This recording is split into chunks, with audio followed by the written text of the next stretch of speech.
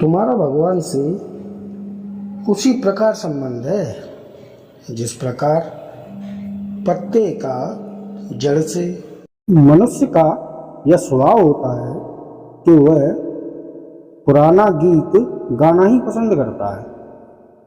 उसे अपने प्रति, अपने जीवन के प्रति, अपनी क्षमताओं के प्रति और अपने लिए ईश्वर की दी हुई सुविधाओं के प्रति आस्था नहीं होती। वह अपने से औरों की सुख सुविधाओं को अधिक समझता है, पहले के समय को अच्छा समझता है और अपने समय को बुरा कहता है। इसी तरह दूसरों के भाग्य की प्रशंसा करता है और अपने भाग्य को कोसता रहता है।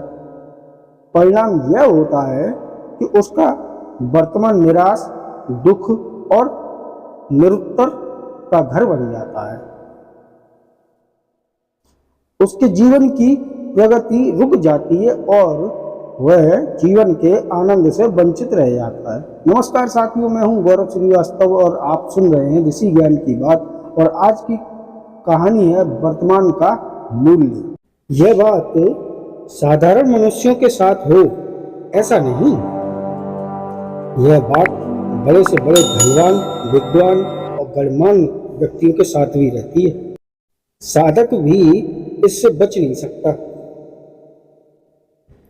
जीवन में सुंदर राजमार्ग पर जाने पर भी वर्तमान में विश्वास की कमी के कारण उसका मार्ग अवरुद्ध सा ही रहता है।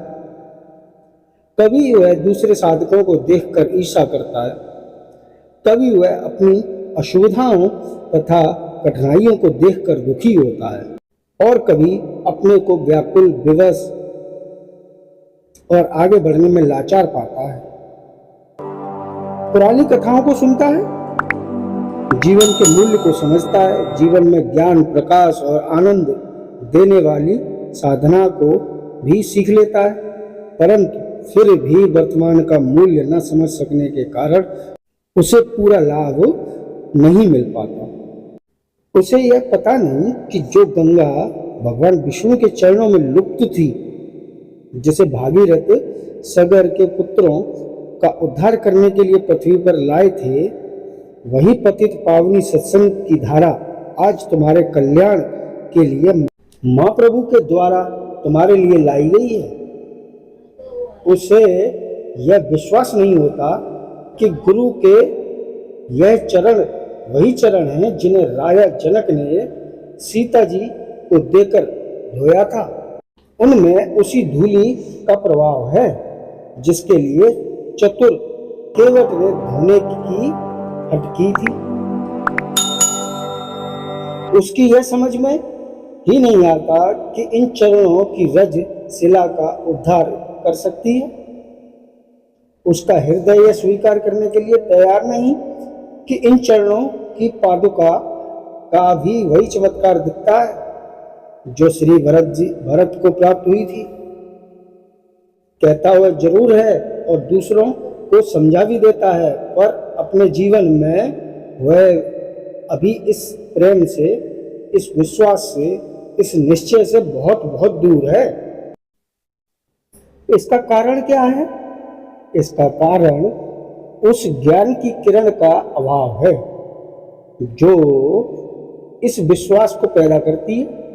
हम तो एकाग्रता और निरोध के चक्कर में पड़े हैं, सिद्धियों और शक्तियों के फेर में पड़े हैं, मान और प्रतिष्ठा की दौड़ में लगे हैं।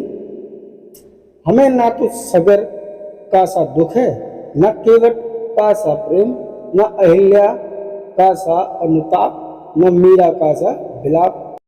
हो तो कैसे हो? फल फला अभाव का ही मिलता है।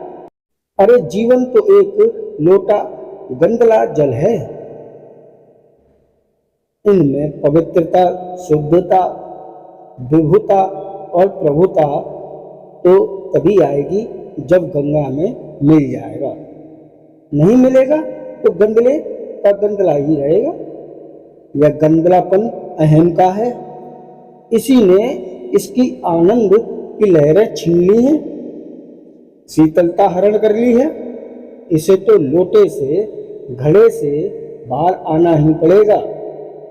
हाँ, तब यह अवश्य है कि लोटा न दिखाई दे, घड़ा न दिखाई दे।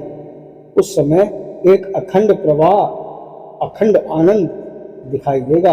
हाँ, यह संभव है। उस समय नाम भी बदल जाए और रूप भी। निशा अपना चांद सा मुखड़ा लिए, काले लंबे केसों को मोतियों से सजाए प्रीतम की खोज में चली।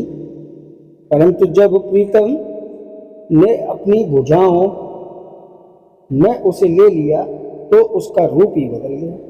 उसका नाम ऊंचा रख दिया और उसके बालों के मोतियों को धरती के लोगों के लिए बिखेर दिए। निशा निशाना रही। सूर्य ने उसे अपने अंदर आत्मसात कर लिया। वही निशा सूर्य की किरणों में विलीन होकर लक्ष लक्ष लोगों को जीवन का आनंद देने लगी। यही है साधना। गुरु शिष्य के अहम को, उसके अपनेपन को, उसके विचारों को अपने अंदर आत्मसात करता है और अपना विचार, अपना ज्ञान, अपना प्रकाश शिष्य में भर देता है। ऐसा शिष्य क्या हो जाता है, कहने की जरूरत नहीं। उसका नाम भी बदल जाता है, रूप भी, पर वह अंदर से बाहर से नहीं, बाहर उसकी छाया पड़ने लगती है। फिर लोग उसे दूसरा ही देखते हैं, उसके संपर्क को लालायित रहते हैं। ऐसा ही जीवन बनता है। यही अमर जीवन है, जीवन का आनंद है, आनंद का संगीत है कि जिसके लिए संसार में आए हो, सत्संग की धारा में डुबकी लगा रहे हो। इसी के साथ यह कहानी समाप्त। अगर अच्छी लगी हो तो लाइक शेयर अवश्य करें, कमेंट भी करें। नमस्कार।